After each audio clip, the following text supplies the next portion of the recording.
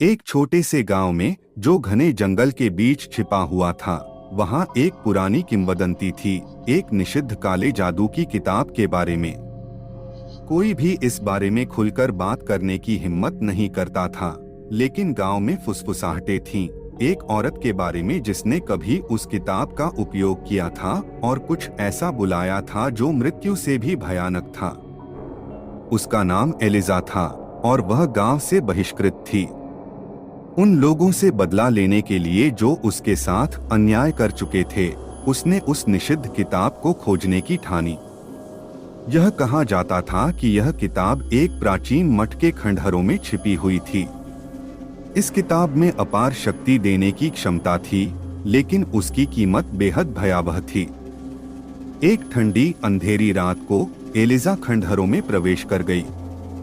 वहां की हवा में सड़ांध की गंध थी और परछाइयां अजीब तरह से फड़फड़ा रही थीं, मानो वे जीवित हों। खंडहरों के अंदर गहराई में उसे वह किताब मिली। किताब का आवरण गहरे चमड़े से बना था और छूने पर ऐसा महसूस हो रहा था मानो उसमें खुद धड़कन हो। पत्थरों पर खुदी हुई चेतावनियों को नजरअंदाज करते हुए एलिजा ने किताब खोली और पढ़ना शुरू किया। शब्द एक ऐसी भाषा में थे जिसे वह समझ नहीं सकती थी, फिर भी वे उसके दिमाग में फुसफुसा रहे थे, उसे आगे बढ़ने के लिए उकसा रहे थे। जैसे ही उसने मंत्र पढ़े, आसपास की हवा भारी हो गई और धरती कांपने लगी। अचानक उसकी लाई हुई मोमबत्तियां झपकीं और बुझ गईं। एक गहरी, क्रूर आवाज अंधेरे से गूंज उठी। एलिजा का दिल धड़कने लगा और वह डर से जड़ हो गई। फिर उसने देखा, कुछ अंधेरे से रेंगते हुए बाहर आ रहा था। उसकी आंखें अंगारों की तरह जल रही थीं, उसकी आकृति विकृत और अमानवीय थी। वह धीरे धीरे उसके पास आ रहा था, उसका नाम फुसफुसाते हुए। एलिजा चीखी, पर तब तक बहुत देर हो चुकी थी।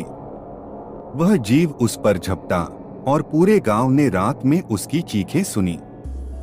जब सुबह गांव वाले उसे ढूंढने गए तो खंडहर बिल्कुल शांत थे। किताब गायब हो चुकी थी और एलिजा की जगह केवल राख का ढेर बचा था। उस दिन के बाद से गांव पर अभिशाप छा गया।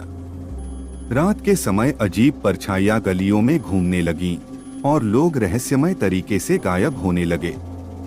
ऐसा लग रहा था कि मानो अंधकार खुद जीवित हो गया हो, भूखा और कभी न तृप्त होने वाला, क्योंकि एलिजा ने एक ऐसी शक्ति को बुला लिया था जिसे इंसानी समझ से परे थी।